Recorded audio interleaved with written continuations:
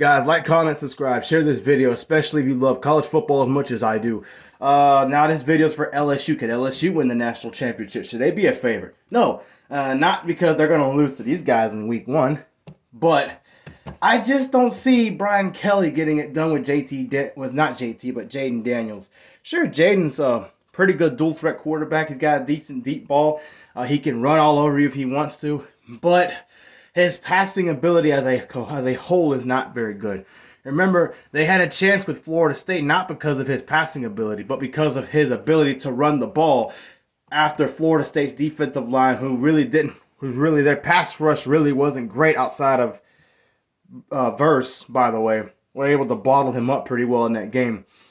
Well, bottle him up meaning he doesn't have time to throw. He's either going to bottle himself up and he has a chance to run, because anytime you get bottled up, there's usually that one little hole where you can wiggle through and run. So he was able to do that. I shouldn't have said bottled up. That's not the right thing to say.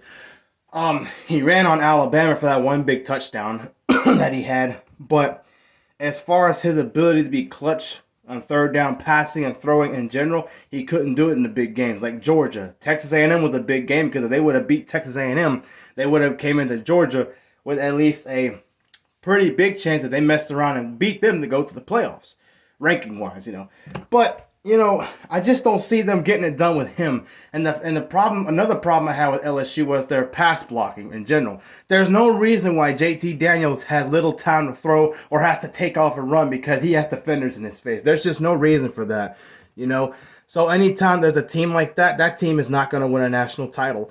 It's been proven in history, Florida State 2016, DeAndre Francois, for example, he had a pretty good arm. He had Dalvin Cook in the backfield with him, but you know what FSU's offensive struggles were? Pass blocking.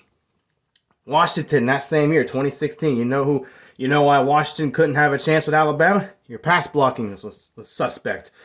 They also lost to USC in 2016, the same year. I can go on and on. Heck, Ohio State had a hard time blocking for C.J. Stroud those 2 years. It was proven against Michigan and Georgia. He had little time to throw in the pocket. He either had to get the ball out of his hands because he's such a great quarterback. He's going to complete passes, but he had to get the ball out of his hands faster than usual. And JT Daniels is not that level of a passer. That's not the only reason why I'm picking him to lose to Florida State, but that's besides the reason. The point is, I just don't see LSU because you got to get through Bama, Florida State again. And it's in Florida this time, so you don't have that home field advantage.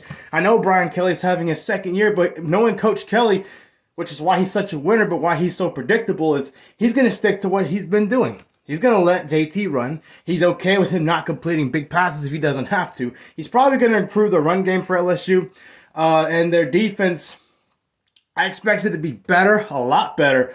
But it's just that passing ability that will separate him from other teams and another quarterback that can convert third down with arm and legs. So, no, I just don't see LSU getting it done. Not in a national championship. Might not even win 10 games. That's a brutal schedule. Florida State, Alabama, Texas A&M, who I think is going to be a lot better. No.